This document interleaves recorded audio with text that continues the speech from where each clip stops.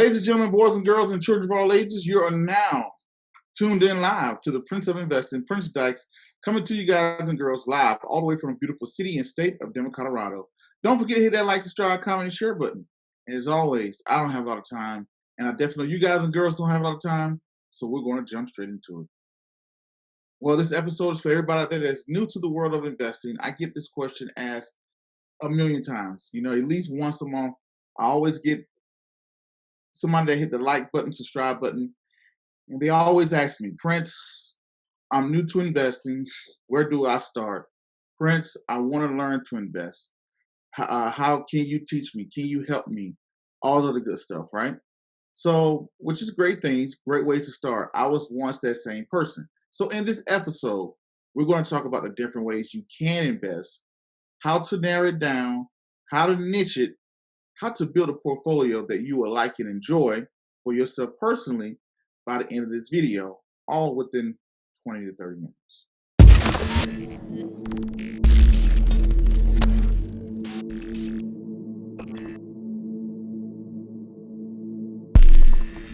So the first thing, ladies and gentlemen, you must first look at the ways you can invest. What are the three ways you can invest? When we think about the world of investing, we always think it's so convoluted, it's so tough, it's so hard to do. And the truth is, it's not. You know, you hear about it, people tell you all the time, Prince, I don't know, my buddy told me about an insurance policy, my friend told me about this hot stock, Tesla, my cousin told me they had a friend that invested into Forex, and then I had a cousin that told me they bought these houses and they flipped them or whatnot. I don't know, where should I start, where should I go, how should I approach the world of investing? And I was once that same person where I had to analyze, where do I start? Where do I go? I want to invest. I have the money to invest. I'm sitting at home. I'm taking in content. What can I do to take advantage of it? So first of all, ladies and gentlemen, let's break down the world of investing into three different sectors. Those three sectors are real estate. As you can see on the screen here, you got real estate, followed by business, and then followed by stocks. You see how easy that was, ladies and gentlemen? Real estate, business, and stocks. Say it with me. Real estate, business, and stocks. Now, another one that's there is yourself. How can you invest in yourself? You can get in better shape. Something I need to tell myself every day. I tell myself every day, you can always get in better shape, having a better diet, working out more or whatnot, getting rid of alcohol, things like that.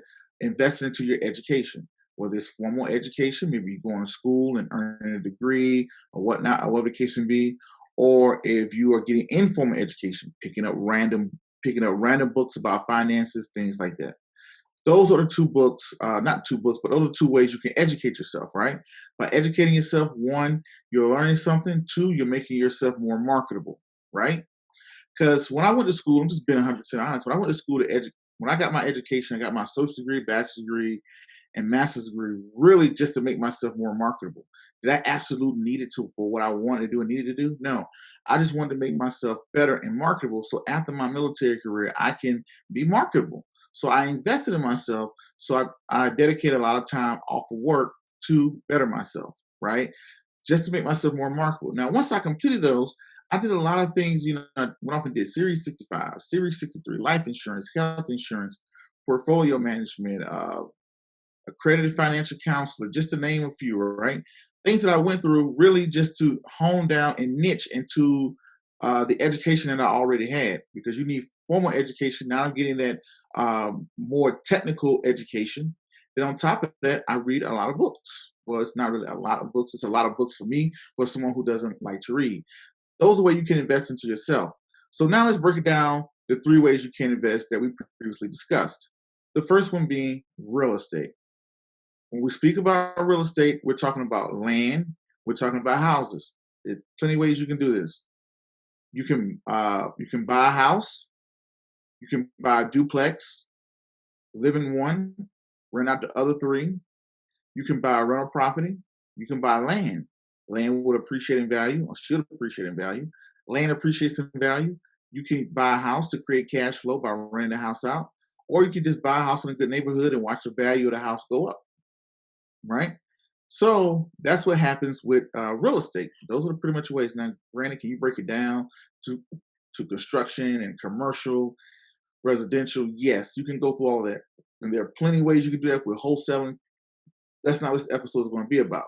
I'm bringing this up because to start, buying real estate, one of the things you're going to have is you're going to need capital and you're going to need some wherewithal. You're going to need a lot of capital. Now, some cases you can wholesale, use other people's money, things like that. There are other ways you can get into it, but real estate requires a little bit, only as usual, they will require a little bit of capital, right? So, I purchased my home. Well, I purchased land before I purchased my home. I purchased a couple of pieces of land, just pure land, nothing spectacular about them.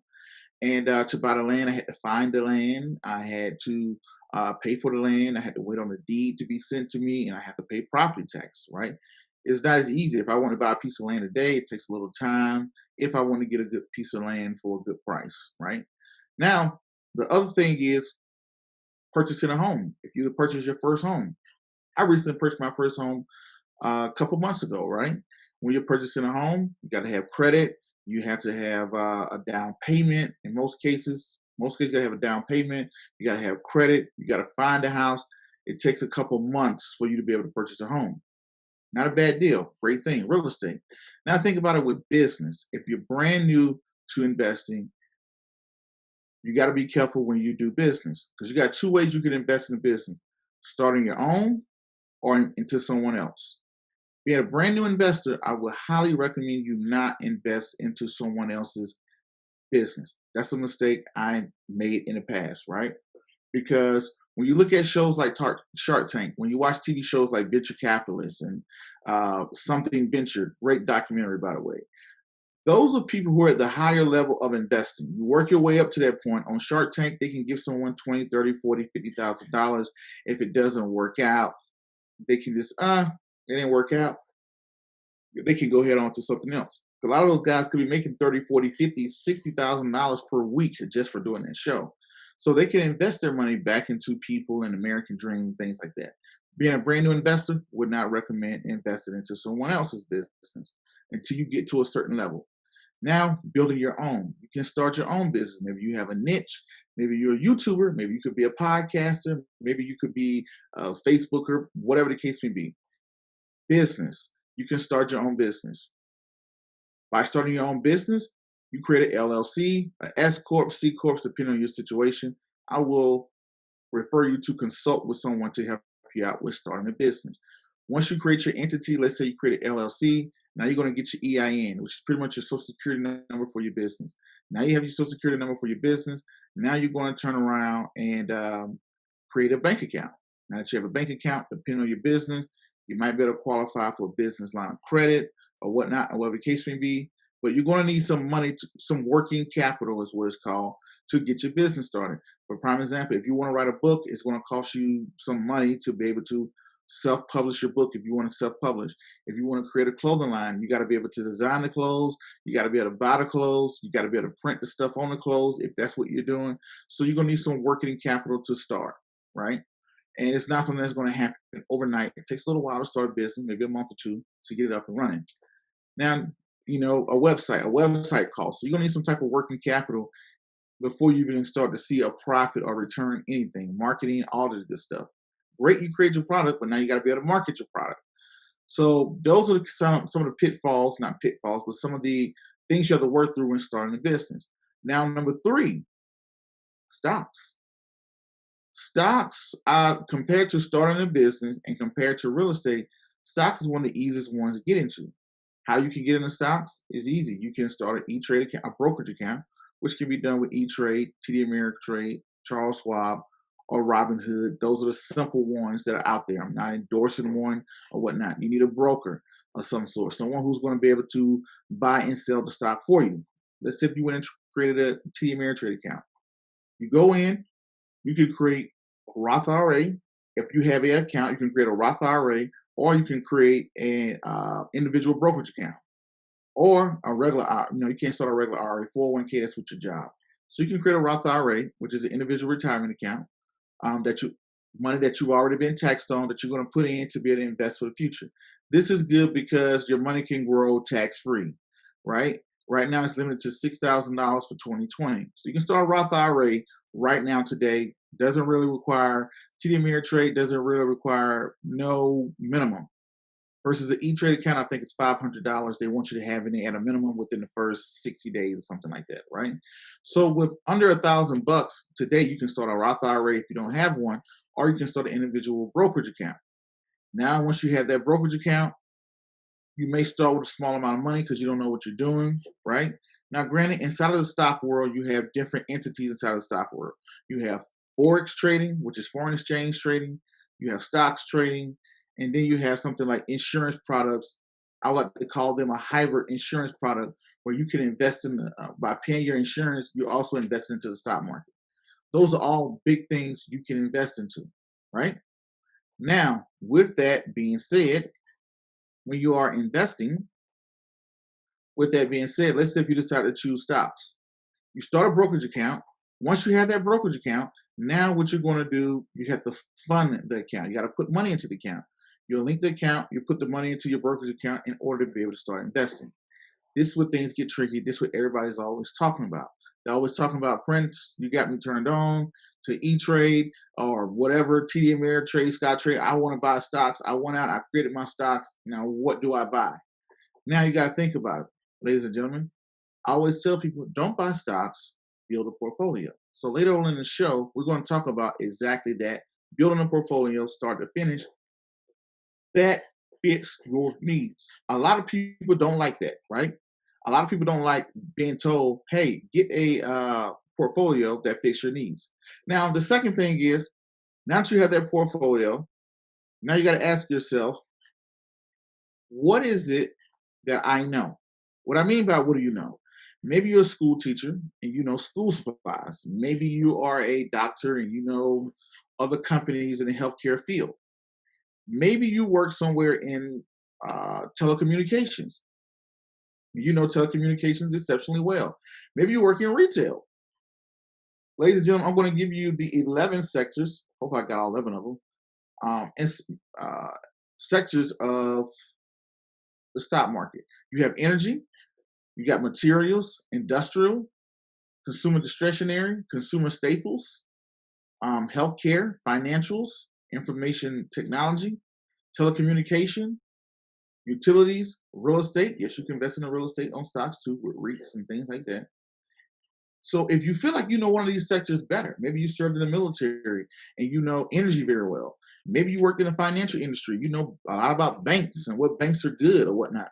Maybe you know healthcare very well and you can invest in the healthcare. Maybe you was a doctor, right? So when you look at all those things, you have to be very, very, very careful, right? So now what you're looking at with breaking it down, now you got to ask yourself, those are the things you call edge. Now, to make it simple, what's some of the simple ways you can start investing already? One of the simple ways you can start investing already, once you have it, um, one thing you could make it simple with your investing already, you can already have what you need, right? So now what we're going to do, we're going to take a break and we're going to come back. After this break, we're going to come down and we're going to break down the whole investing, building your own portfolio for your own success, stop top to bottom. So we're going to take a quick commercial break and we'll be right back. Aloha, I'm Krista Stadler, the host of Nonprofits Mean Business 2 on Think Tech Hawaii. Nonprofits Mean Business 2 investigates the operational challenges and costs related to managing nonprofit organizations, while encouraging our viewers to find a nonprofit organization that you're passionate about in our community. We are streamed live on Think Tech Hawaii bi-weekly at 12 p.m. on Thursdays. Thank you so much for watching our show. We look forward to seeing you then. Mahalo.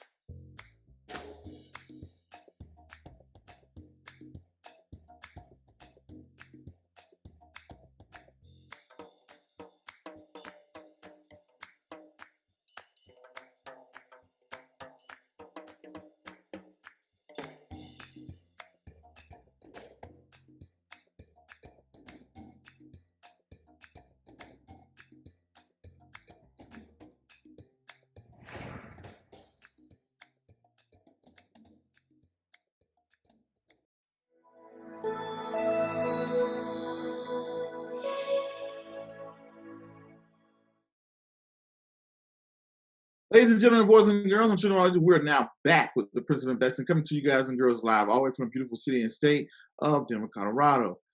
Now, what we spoke about before the break, we was talking about the different ways you can invest, how to invest. We talked about you can invest in real estate. We broke down going into real estate, business, and now we're into stocks. Now we're getting down to the good stuff, how to build a portfolio for a brand new investor. So the first thing, ladies and gentlemen, if you want to be a professional, if someone wants to sit down with me and say, hey, Prince, man, I want to build a portfolio, I want to make some money, what are we doing, where are we going, whatever the case may be. First thing I'm going to ask you is, okay, so where are we going?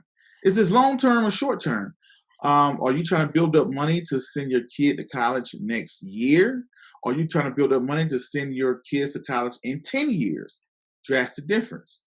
Now, the reason why that is so important, because the person who's trying to send the kids to college next year, they may not want to go out and buy them Facebook stock because, Facebook could be down within a year. Not a very smart thing to do, right?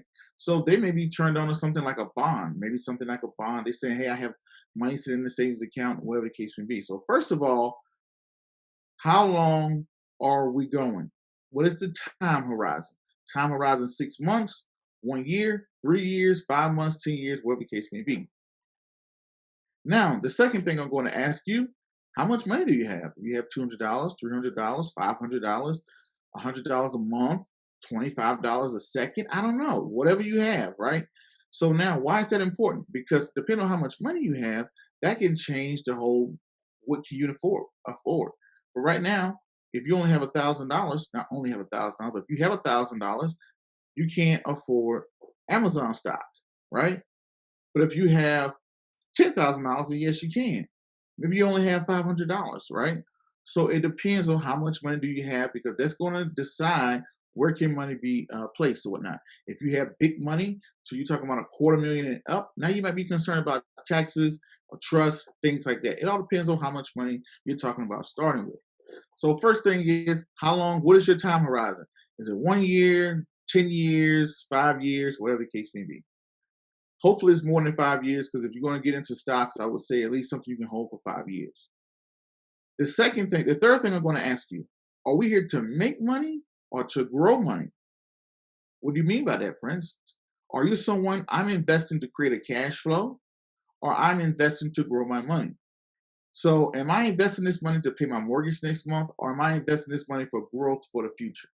That's why I'm not asking that question, Prince. So why does that matter? The reason why that matters, and the reason why that is so important, because when you are investing for your future,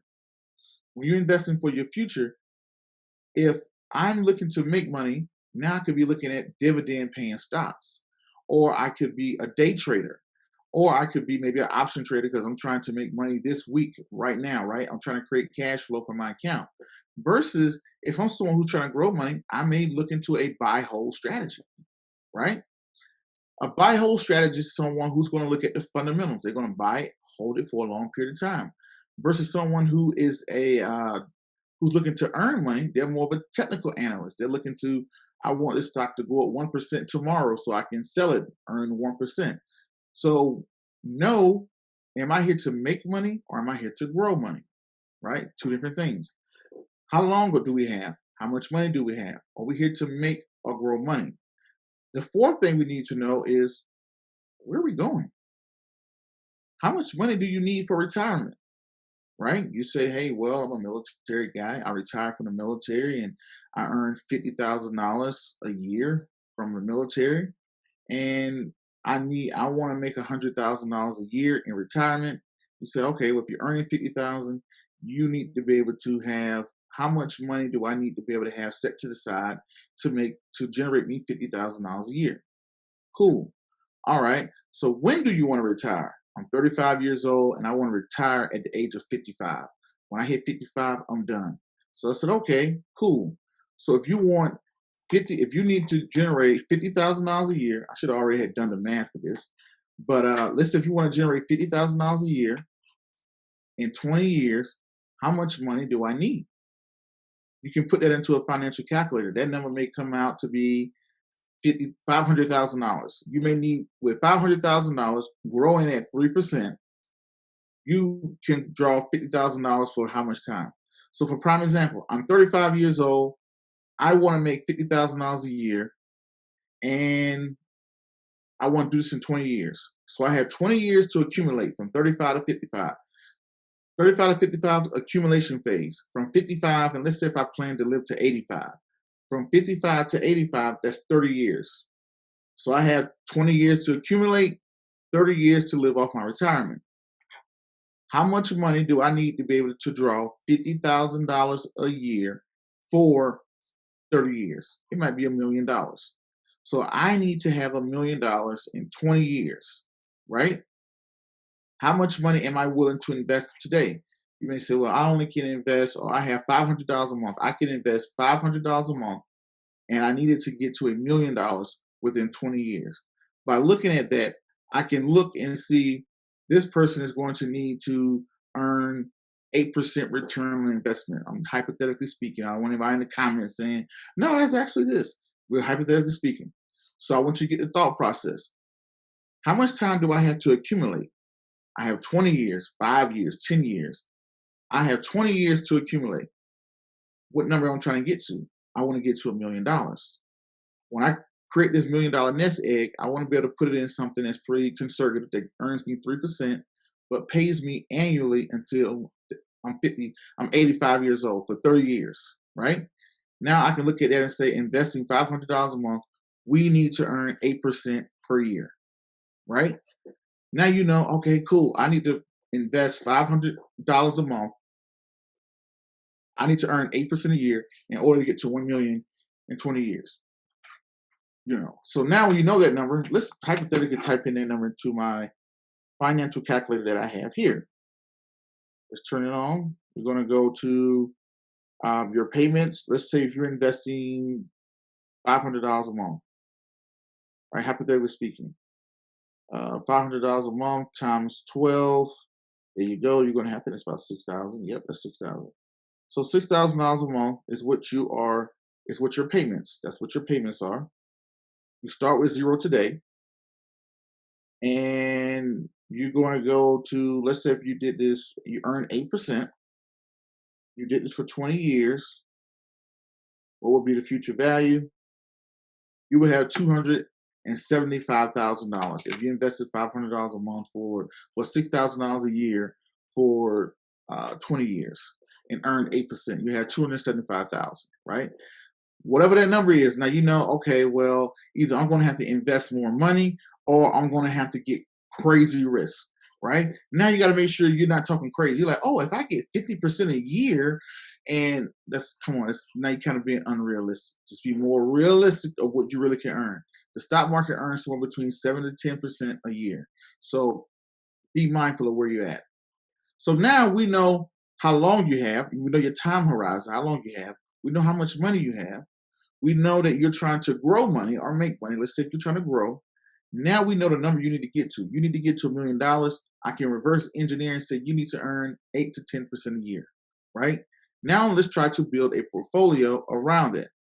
Now, when you build that portfolio, I'm going to automatically tell you 70%, I believe, should go into a major index fund. Whether it's the NASDAQ has a hot hand right now, S&P 500, or your or the Dow Jones, right? You put your money into the Dow Jones, 70%, you get an index fund. Boom, you got your index fund going, you're making return on investment. On average, the index fund is going to make you that 7 to 10% a year minimum, right? 90% of investors cannot beat the index on a consistent basis. So now that you have the index fund, now ask yourself the question, 20%, I want you to look into things you have an edge on. Maybe you're very into fashion. I'm not a very big fashion guy, but I have friends that are fashion people, right? And they want to invest into things like Gap and things like, because they know the companies. So what is it that you have an edge on? You may have an edge on clothing, right? If you do have an edge on clothing, what are you going to do? You may find a company, you may know Apple, you may know Tesla, whatever the case may be. 20% of your portfolio. If you have $1,000, $700 should go to index. $20 is hypothetically speaking. Of course, it's going to change for everybody depending on your risk level. You got to understand risk level. That's very important that I didn't mention earlier. Knowing your risk level. 20% is going to go to things that you know very well. Or maybe you have an edge on. You may know, I really like Facebook, I really like Apple, I really like tech companies or whatnot. And then your top 10%, this is 70% going to index, 20% going to things you feel like you have an edge on, 10% going to things like that may be a high risk gamble. Prince, what are things considered high risk gamble? Like for me, for prime example, high risk gamble is Uber, buying call options, buying option trading, um, option trading, um, unprofitable companies, new unprofitable companies like Uber, cryptocurrencies, right? Why do I say cryptocurrencies? Because we know cryptocurrencies, they have a lot of growing pains, as you can see what Uber is going through or whatnot. So cryptocurrencies, forex trading, cryptocurrencies, everything that's a little risky that's not as proven. This is what I would put my 10% in. My other $100, put it there or whatnot, and if it works out for you. If it doesn't work, it doesn't work out for you, right? So if it does go wrong, you'll be all right. So the companies you have an edge on, I will only pick profitable companies that are leading the industry, the sector.